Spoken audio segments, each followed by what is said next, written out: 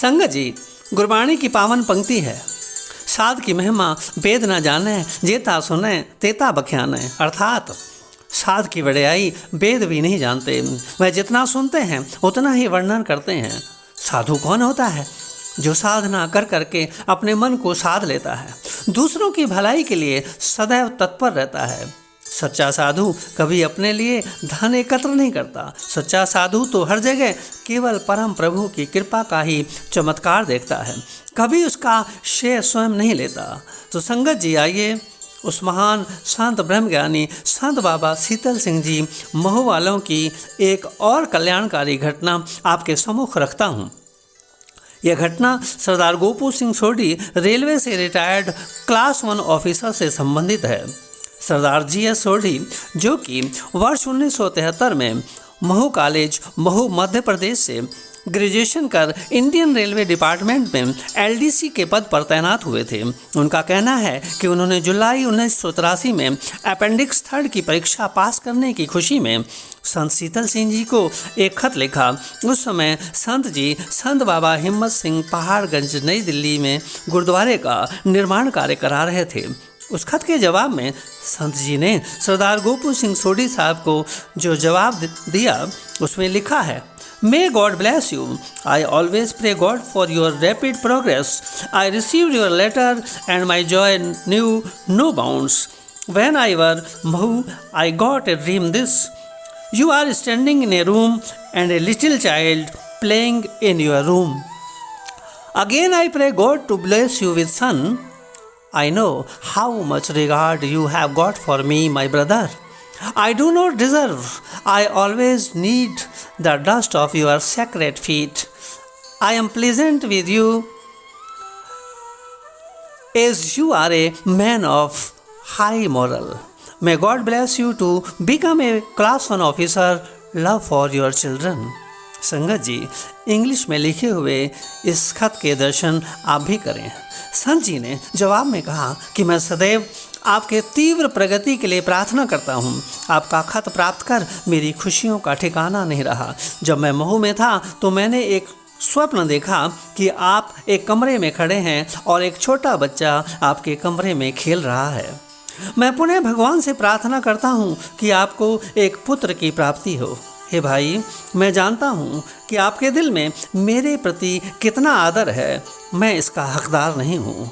आप बहुत अच्छे नैतिक गुणों वाले इंसान हैं और मैं आपके पवित्र चरणों की धूल हमेशा चाहता हूँ। आप एक दिन क्लास 1 ऑफिसर होंगे। संगत जी, सोढ़ी साहब कहते हैं कि उस समय मुझे कोई पुत्र नहीं हुआ था, पर संत जी के लिखे हुए शब्दों की आशीष से मेरे घर पुत्र ने जन्म लिया। वह उनके बचनों की महिमा से ही मैं सेक्शन ऑफिसर से सीनियर असिस्टेंट फाइनेंशियल एडवाइज़र बनकर क्लास 1 ऑफिसर से सेवानिवृत्त हुआ। संगत जी, गुरु अर्जन देव जी कहते हैं, महिमा साधु संग की सुनो मेरे मीता, मैल खोई कोट अघरे निर्मल भय चीता। अर्थात हे मेरे दोस्त, साधुओं संतों की संगत से मन की मैल साफ हो जाती है, वह करोड़ों पाप खत्म हो जाते हैं और चित्त निर्मल हो जाता है। सो संगत जी, सोढ़ी साहब को संत जी की संगत मिली। संतों की संगत प्रत्येक व्यक्ति को नहीं मिल पाती, यह उन्हीं को मिलती है जो भाग्यशाली होते हैं। गुरबाणी इस बात को प्रमाणित करती है। संत धूर पाये वडभागी, नानक गुर भेटत हर्षों लेव लागी। पर संतों की कृपा उन्हीं पर होती है जो उनके पैरामीटर में आते हैं। सोढ़ी साहब कहते हैं कि संत जी प्रायः गरीब बच्चों की शादी के लिए सेवा लेते रहते थे, जिससे स्पष्ट होता है कि सोढ़ी साहब ने भी इस पुण्य कार्य में बढ़ चढ़कर सेवा की होगी। इसीलिए संत जी ने अपने खत में लिखा है कि मैं आपके पवित्र चरणों की धूल चाहता हूँ। संगत जी, देखा आपने कैसी विनम्रता थी संत जी में।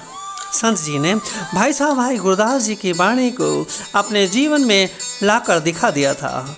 जैसे मेरी खल्लो मोजड़े गुरसिख हरनांदे, मस्तक लगे साध रेण वडभाग जिनांदे। संगत जी, संतों के मुख से निकला हुआ वचन अटल होता है। गुरबाणी का ख्याल साध बचन अटलाधा। संगत जी, संत जी ने 2 आशीर्वाद सोढ़ी साहब को दिए, वह दोनों पूरे हुए। पुत्र प्राप्ति के बाद वे क्लास 1 ऑफिसर्स ग्रुप ए से सीनियर असिस्टेंट फाइनेंशियल एडवाइज़र की पोस्ट से सेवानिवृत्त हुए। उनका कहना है कि जिस दिन से मैंने अपेंडिक्स 3 की परीक्षा के लिए फॉर्म भरा था, संत जी ने कहा था कि आज से ही सुखमनी साहब का पाठ प्रतिदिन करना शुरू कर दो। संगत जी, सोढ़ी साहब कहते हैं कि मैंने उसी दिन से सुखमनी साहब का पाठ शुरू कर दिया था, जिसे मैं आज तक प्रतिदिन करता हूँ। संगत जी, संत जी की महिमा अपरंपार है। वह संगत को गुरबाणी से जोड़कर उनके घर खुशियों से भर देते थे, क्योंकि उन्हें पता था कि उस परिपूर्ण परमात्मा के खजाने में प्रत्येक वस्तु मौजूद है। गुरु अमरदास जी इस बात को प्रमाणित करते हैं। साचे साहिबा क्या नाही घर तेरे, घर ता तेरे सब किछ है, जिस देह सो पावे। संत जी अरदास कर इस खजाने से अपने शिष्यों की झोली भरते रहते थे, क्योंकि उनका जन्म ही परोपकार व सेवा के लिए हुआ था। संगत जी, यह है संत जी के जीवन की महिमा। दास सोढ़ी साहब का बहुत ऋणी है, जिन्होंने संत जी की इस महिमा को मुझे अवगत कराया व उनके द्वारा लिखे गए पत्रों को सुरक्षित रखते हुए दर्शन कराए। संगत जी, इस वीडियो को अधिक से अधिक शेयर करें, ताकि संत जी की महिमा से लोग अवगत हो सकें।